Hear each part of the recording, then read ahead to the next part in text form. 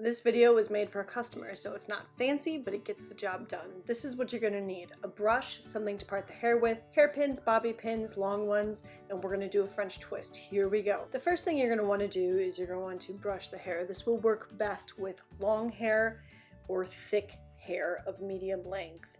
You're gonna want to take and twist the hair around the portion you see here. Once you have the hair combed off to the side and twisted, then you can roll it. And as you roll it, you want to make sure to get it really tight, so it's going to take some finesse, especially if you're doing this alone. You can see how I'm rolling it around, how I'm tightening it, and I'm taking large hairpins here and long, large bobby pins to secure it to the head. And you can see how I'm twisting those in to form the hair around the French twist. This takes practice to learn how to use bobby pins so they don't show, and as you're going to see in the next one, I got a little messy and they were showing. But if you learn to twist them, pop them in, you can hide them pretty well. And this is going to take multiple hairpins, large, small, and multiple bobby pins, mostly hairpins. And if you're not familiar with hairpins, check out our shop so you can see the difference. This one, you scoot it up, scoot the hair up, and you can see that we're slowly closing that because we're going to need the top closed, and we're twisting it to form the twist on the top. Now, when you do this, you're probably going to want to use some hair oil and make everything really nice and smooth. Again, notice how I'm manipulating the bobby pins and the hairpins, mostly hairpins, where we're popping them in. Sometimes we're twisting them,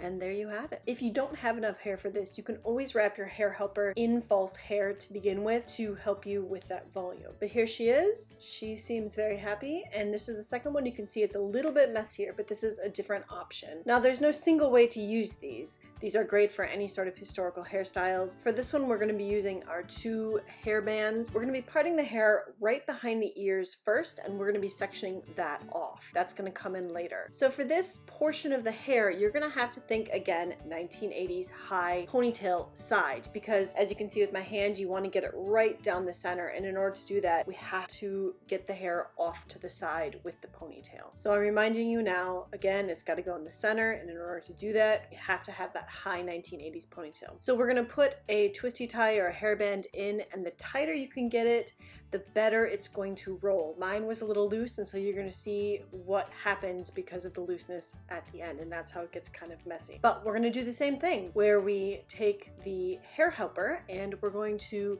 wrap it around the ends. Now again, if you're going to do this, you're going to want to have it really nice. You're going to use hair oil or pomade, comb through things. I didn't really do that, and that's why mine was a little bit messy, but there's nothing wrong with that either. Again, we're going to move it up and around to get that formation of the twist. And you can already see how I'm sort of getting that Victorian look already, where it's puffing out at the sides because my twisty tie wasn't tight enough. But now again, it's going to be hairpins. Hairpins are a lot different than bobby pins, mostly hairpins.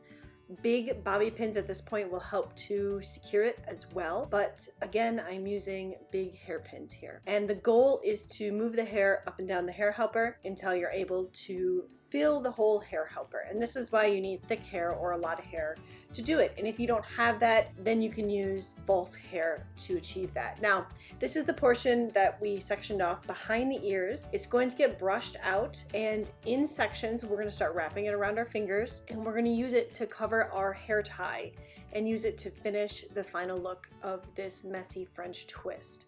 Now, as I said, this is only one option for what these hair helpers can do. You have to use your imagination, and you have to practice with them. If you find them too big, you can always take scissors and unroll them and sew them up.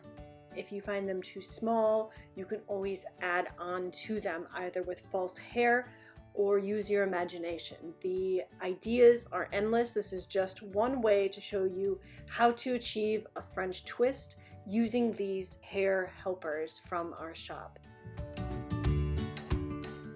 Now we're taking a brush and smoothing it all down, but you can see where my hairpins are, so I didn't do a great job hiding them. And sometimes you don't need to hide hairpins. If it's a fancier event and you want to hide hairpins, it's always good. I always try to hide them regardless, except obviously here. Think about putting some flowers or some interesting eye-catching accessories on that side. But this is an idea of another way it can be done.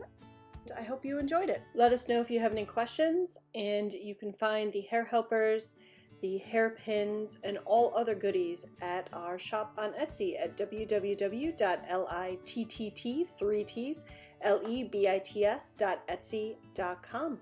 Have a great day.